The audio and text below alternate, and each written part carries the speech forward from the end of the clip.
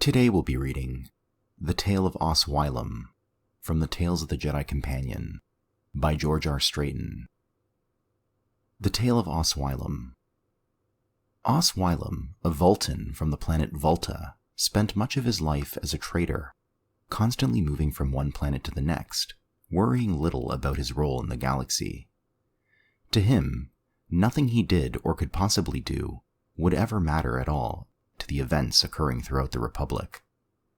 The grand forces shaping the galaxy were well outside of his reach. He was but an individual, a small-time trader, scraping a life from the space lanes, with no home other than his starship. He never remained in one location for very long, preferring to travel almost continuously. The potential gains from and the thrill of trading, especially in the more dangerous and therefore more exciting sectors, continually lured him away from every place he made an attempt to settle down in. While making a cargo run from the diamond mines of Arcania to the world of Alderaan, Oss's ship suffered an engine ion leak, forcing him to drop out of hyperspace in the middle of nowhere. After making repairs, which he knew were only temporary, he scanned the surrounding space for a jump beacon from which he could chart another hyperspace jump. Unfortunately, the nearest beacon was 2 days away at sublight speeds, and Oss did not want to risk a free jump, a lightspeed journey made without the use of the jump beacons that delineated the safe hyperspace routes throughout the galaxy. His decision made, he set his ship on autopilot and headed for the beacon.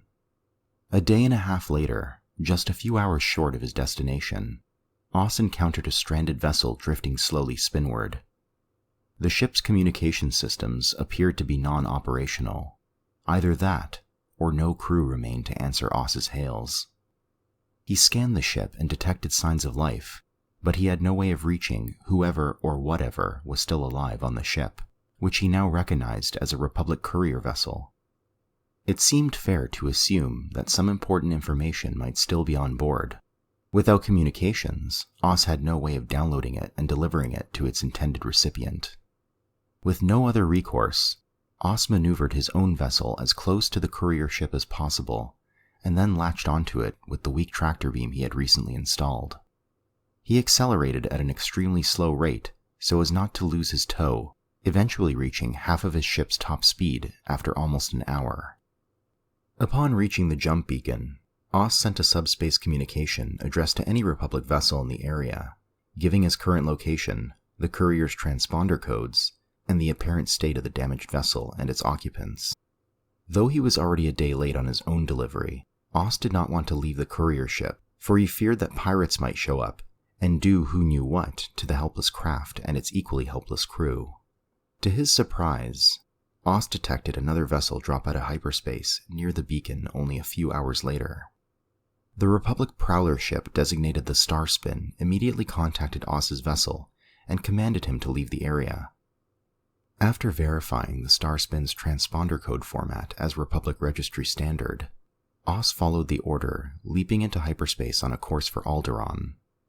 Oss didn't waste a thought on his encounter with the Republic vessels for more than 2 weeks, until he read in the news grids that an important communique from a fleet expedition into unexplored space had just recently been delivered to Republic City. It would have arrived earlier, but the courier ship carrying it suffered debilitating damage when several of its instruments had malfunctioned and sent it off course into the highly ionized remnants of a supernova. The ship had limped along for days before the rest of its systems failed, and it sat stranded in deep space for days.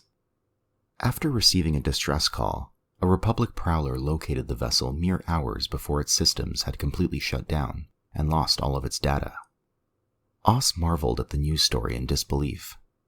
Somehow, he had affected events that he had always thought were beyond him, activities better left to diplomats and war ministers who, he reasoned, had the right to alter the progress of the galaxy.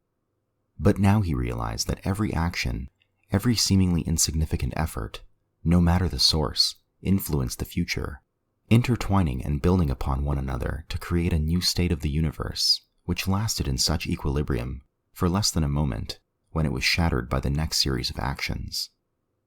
With this revelation, however, came the sudden realization that Oss had neglected his duties as a member of the galactic continuum. He had squandered his life thus far on what he could now think of only as trivialities: excitement, pleasure, success. It had never occurred to him to look deeper, to examine his life, to seek ways in which he could better the galaxy, whatever that might mean. But now he saw the truth. The time for reevaluation had come, and he would not allow himself to ignore his duties any longer. After more than a year of introspection and of observation of the galaxy around him, Oss decided to join the Jedi Knights. Master Thon immediately recognized Oss's aptitude for connecting with the Force, and the Jedi brought his new apprentice to the remote world of Ambria to begin his training. After 5 years, Oss had exceeded Thon's expectations, especially since the Vultan had begun his apprenticeship so late in life. When Taut Danita arrived to Ambria to ask assistance in the fight against the Darksiders on Onderon, Oss, with the approval of Master Thon, accepted the invitation. I hope you've enjoyed this reading of The Tale of Oss Wilum